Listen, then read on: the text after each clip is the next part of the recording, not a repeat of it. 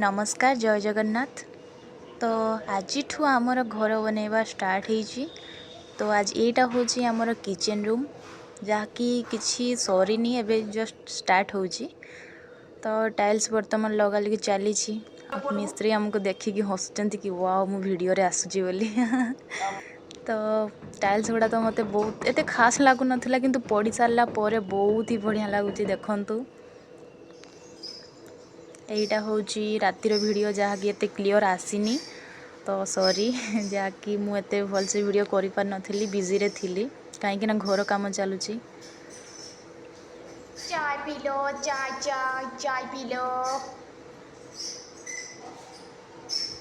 10 रुपए के चाय पी लो 10 रुपए के।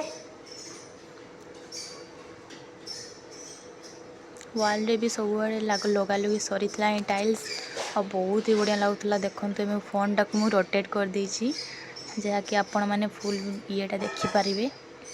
तो आपण मैंने कमेंट निश्चय जनातु कि आपण मानक आम घर किचन रूम टाइल्स गुड़ा केमिति लगुच।